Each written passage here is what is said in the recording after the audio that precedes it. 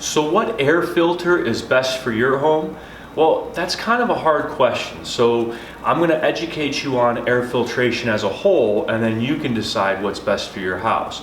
First of all, understand this. Dust is microscopic, and there's so many particulates that are in the air that you can't even see with the naked eye. I mean, just look in your home right now. If the sun's out and it's shining through one of the windows, you're going to see like little floaties, if you will, in the airstream, right? Or in the air, in that sun beam that's coming through your window. Those are microscopic. So what we do is basically in our industry, we quantify dust in terms of size in microns. So what we want to do is we want to rate a filter down to a 0.3 micron. So what's its effectiveness at capturing dust at a 0.3 micron and above? Now understand, 0.3 micron is super small. So that's going to get down almost down to the smoke level. I mean, you're getting down to, invisible dust particles, the dust mites, the dust, the regular household dust, the dander, things of that nature, all the way up to pet hair and the things that you can see throughout your home. So the better job you do of filtering the air before it enters into your system, your heating and air conditioning system, the better job you're going to do of a couple of things. Number one, you're going to protect your equipment. Your heating and your air conditioning system is going to last longer. It's going to have less breakdowns if it's designed properly and installed properly, because you're going to keep the blower motor, the evaporator coil, the internal components of that furnace very clean. And dust and buildup inside those critical parts is what causes additional strain, which causes them to break down and fail when they're under the most load, meaning when it's really hot outside or really cold outside. That's why most people's furnaces or air conditioners break down those really hot days. It's when it's under the most stress. So when you look at filtration, just understand, when you go to the big box stores, you go to the Home Depots and the Costco's and the Lowe's, and you go to the garden centers or wherever it is that you buy your filters, or the hardware store, you're looking for one of two things. Well, one thing, because you won't find the other there. You're looking for a filter that's rated in MERV, M-E-R-V. You want a MERV filter. Now that stands for the minimum efficiency reporting value. So what that means is that it's been tested by ASHRAE. It's been proven to actually remove dust particles down to a 0.3 micron at a different level based on the MERV rating. So you can have, MERV 8, you could have MERV 10, you could have MERV 11, you could have MERV 16. The highest that you can go right now is MERV 16. And the reason for that is because as you increase the quality of the filter, you're actually restricting the air from going into your system. And we don't want to restrict the air outside of the blower's capabilities, otherwise you're going to put undue stress on the blower motor and have a problem or a breakdown with that. So there's a lot of things that go in here, but I can tell you this: a 1-inch thick filter, a filter that's only 1 inch thick, that it says on the package you should change it, every 90 days. That filter is doing nothing for the quality air that you and your family breathe, unless it's MERV rated, which it's not. So at that point, it's doing nothing for the quality of air that you and your family breathe, because it isn't capable of capturing dust down to those small particles. And here's how I know that. They're not required. Anything that doesn't have a MERV rating is only required by the manufacturer of that filter, 3M, Home Depot, right? Any of these companies that develop and design, and manufacture these products to sell in their stores, or to partner with another manufacturer to sell in their stores and make all these claims. Those claims are all made from their own independent testing. So they don't have to do it in your home's conditions, on your home's ductwork, or with all the parameters that go into the system. They just have to be able to prove it in their laboratory that's not really overseen by them. There's really no guidelines to that. So they can make whatever claims they want on the package, as long as they can prove it that this is in their test conditions, this is the performance that they got.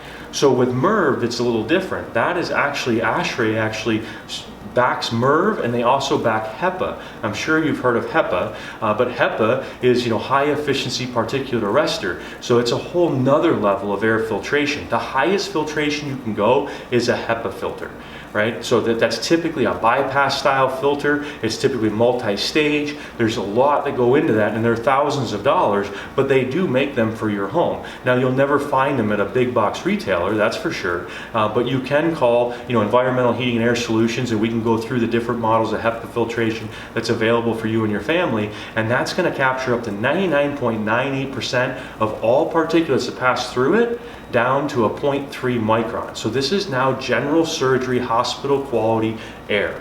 It's amazing, right? But the next step down from HEPA is going to be what's called MERV, M-E-R-V. And you're going to want to focus on either MERV 11 or a MERV 16.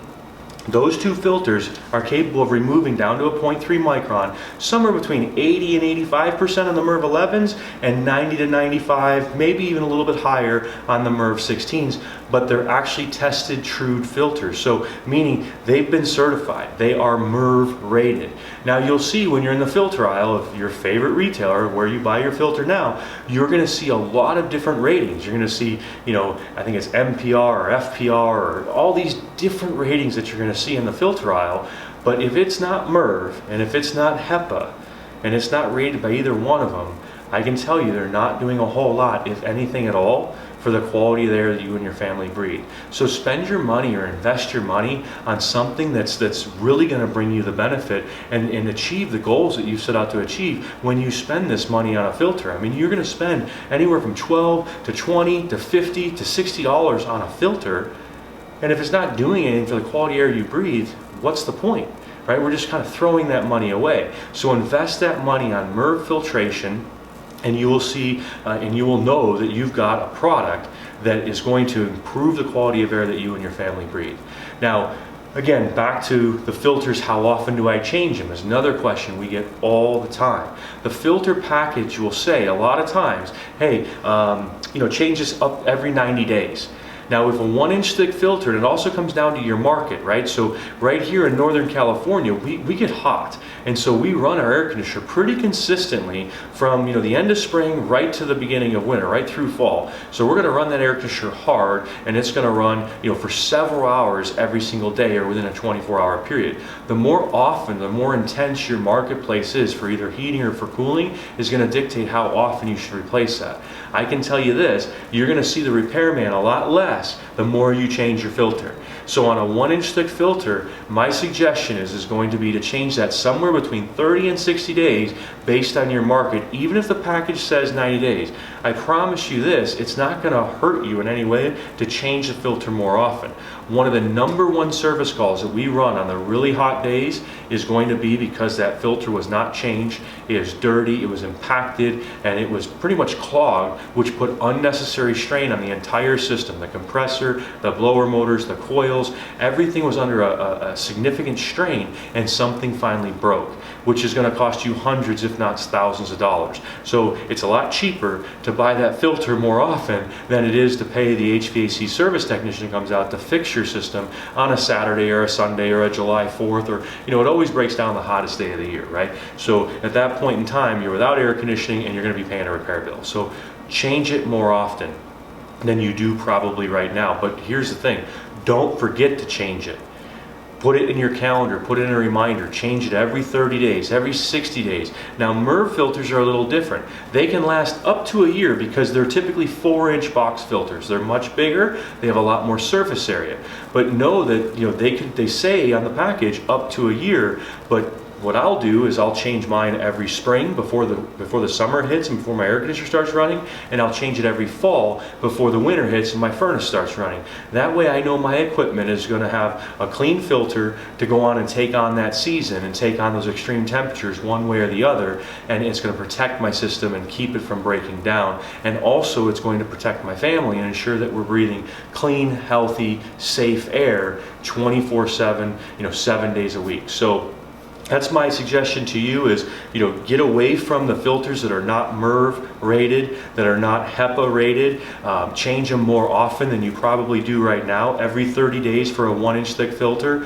Don't buy the cheap 1-inch thick filters. Oh, I got this filter for only $3. If you can see through the filter, if you can see silhouettes through the filter, or if you could take a salt shaker and you could shake it on top of the filter and move the filter back and forth and the salt falls through, how much dust do you really think that that's stopping?